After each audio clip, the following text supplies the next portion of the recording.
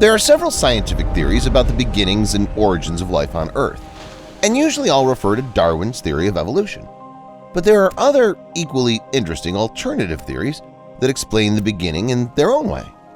Let's get to know them. Some believe in Darwin and his On the Origin of Species book. Some believe in creationism.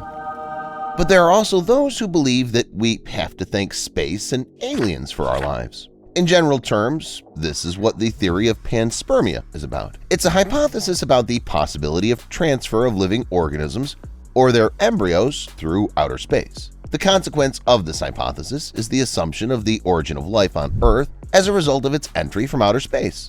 The hypothesis is based on the assumption that microscopic forms of life can survive exposure to the conditions of outer space. In space, they remain dormant for a long time until they reach a planet. If they find themselves in the right conditions, life activity will resume, after which reproduction and the emergence of new forms of organisms will begin. This makes sense. Scientists have repeatedly found space bodies that have fallen to Earth and on which they've found signs of life. For example, bacteria have been found on some fallen meteorites. And the Apollo 12 astronauts returned to Earth fragments of a probe that contained a surviving bacterium in its chamber. It survived the trip to the moon and back, which means that some other bacteria and microorganisms can do it. But assuming that this is how life on Earth originated, how exactly did the microorganisms get to the planet? It's believed that there could have been two possibilities: accidental and purposeful. In the first option, the seeds of life came to our planet by chance, such as those found on meteorites. In the second option, someone purposely brought life to Earth. In support of the second option, there's a similar theory: the UFO hypothesis. According to it, one of the intelligent life forms brought life to Earth on purpose. Why the alien form did it is another question. Some believe that the aliens did it all as an experiment in which they watched humans in their evolution. And some believe that some race of cosmic beings is engaged in the spread of life in the universe, and humans are one of the many races created by them. Thus, these aliens, if they exist, can be considered the forefathers of mankind, or even gods. Although the UFO hypothesis does not answer the question of where exactly life originated before it was brought to Earth, it seems very interesting. If this alternative theory suddenly turns out to be true, it would change the entire history of mankind. There are other interesting theories about the origin of life, and the next one is that of spontaneous generation of living things from non-living matter. Or to put it differently, the spontaneous emergence of living matter from non-living matter. This theory originated in ancient times and was held by many ancient societies, along with the theory of the divine origin of all living organisms. Even Aristotle believed in this theory. He summarized the thoughts of many predecessors and formed the doctrine of autogenesis. The philosopher believed that life originated spontaneously, and that some unknown to people active beginning could create a simple organism from an inorganic compound under certain conditions. The theory of autogenesis existed for many centuries, but with the development of medicine and science in general, it's been disproved. At present, it's generally accepted that the emergence of whole living organisms from nothing is impossible. Permanence. This alternative theory states that no life has ever arisen. Neither Earth nor space has ever appeared. Everything simply has always been and always will be. The theory itself is interesting, but it's rather philosophical. After all, if we hold this theory, then paleontology, geology, astronomy, and other sciences will cease to make any sense. Also, this theory completely contradicts the generally accepted theory of evolution. Until the 20th century, the theory of permanence, or as it's also called, stationary state, remained popular. But after the appearance of the theory of the origin of the universe as a result of the Big Bang, it collapsed. Reverse evolution. The theory of reverse evolution is somewhat similar to the theory of permanence.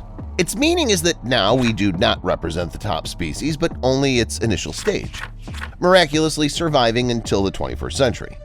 The radical and alternative theory is, in fact, the exact opposite of Darwin's theory. If scientists believe that we once climbed down from trees and became humanized, then this theory says that humans have always been there. It's just that one day, some of us decided to climb trees, and they're transformed into monkeys. Eternal return. The following theory is partly related to ideas of reincarnation in the Asian tradition. In Europe, it became known thanks to Friedrich Nietzsche, the famous philosopher of the 19th century. In short, the point is that eternity is eternal, which means that any event in it can and must be repeated. If the world has no overall goal, then everything in it will repeat itself an infinite number of times, and hence every being spins endlessly on this merry-go-round of universal return, and the very problem of primary origin disappears somewhere in a kaleidoscope of countless repetitions. And finally, an alternative theory, according to which the entire world is a simulation. According to it, we all live in a matrix, which means that life was born thanks to whoever designed this matrix. Someone smarter than us, more advanced and technologically superior than our civilization, created this whole world, this whole universe. Theorists argue among themselves why exactly this was done. Some say it was for the sake of experiment, others say it was for fun. In any case, the theory of the origin of life in the Matrix itself is very interesting. But what's even more interesting is that this theory may be true. Many ordinary people, theorists, scientists, and even well-known personalities are talking about it. For example, Elon Musk once said that the probability that we are not living in a computer simulation is 1 in billions. It's possible that Musk and others are right because there is evidence for this. Stay tuned to find out why we probably live in a simulation. Computers are developing incredibly fast. If you think about it, the development leap is even frightening. 15 to 20 years ago, we were satisfied with rather primitive games with bad graphics, and 30 to 35 years ago, games were as simple as possible. Computers themselves were much slower and didn't process as much information as now. Now, computer games have become incredibly realistic and detailed. There are games with whole open worlds in which you can immerse yourself. Another couple of decades pass and the game will not be distinguished from reality. Soon we'll learn how to create the most realistic simulations on computers, increasing the number of realities. After that, we might wonder if we ourselves are living in one of these simulations. What if our world is just a game with very good graphics and a convoluted plot, played by a certain creator?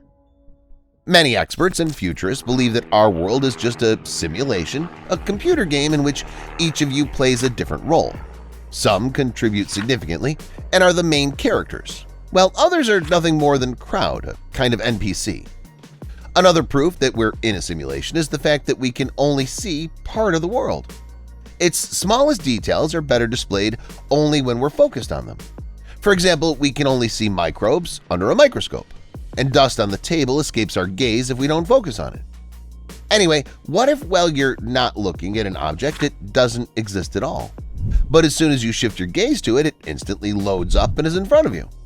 It makes sense because in computer games, the same principle works. The player only has access to a limited space, not the entire map and all the details at once. What if we're in a matrix and this is how it optimizes its process, simplifying the details that no one's looking at? The matrix can malfunction and glitch as befits any computer program. Even if we really live in the matrix and are inside an incredibly complex computer game that runs on the most powerful computer in the universe, bugs can still occur. Experts believe that bugs can be déjà vu effects, supernatural elements and phenomena, ghosts and miracles. The internet is full of examples of matrix glitches, and I'm sure you yourself have experienced such glitches more than once.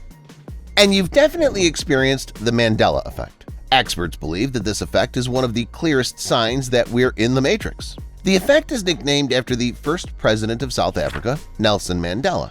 Even during his lifetime, many people began to talk about how they remembered Mandela actually died in prison in the 1980s, which means he was never president. In 2013, after Mandela's real death, the effect became even more talked about. Identical false memories of past events are surfacing in various fields. For example, Darth Vader told Luke, "No, I'm your father," not "Luke, I'm your father." Uncle Pennybags in Monopoly doesn't actually have a monocle, and the Volvo logo actually has an arrow. Examples abound, and you can share them with yourself in the comments. But why do such inconsistencies arise in the first place? Why is it that something we seem to remember 100% didn't happen or look different? It's believed that the creators of the Matrix are able to change locations, episodes, or some small details in it. By the way, this phenomenon is also explained by parallel universes which may intersect with each other so that false events are imprinted in our memory.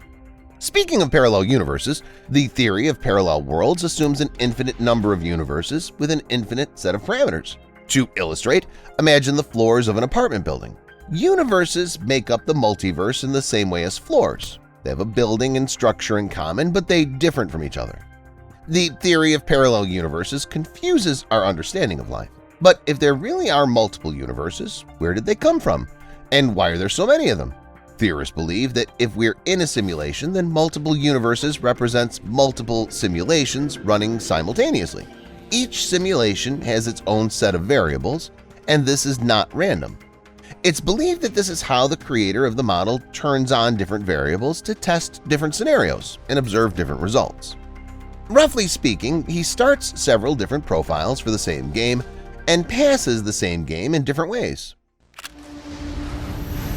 Beyond. No matter how many universes there really are in the world simulation theory, there must be something behind them. What exactly is there?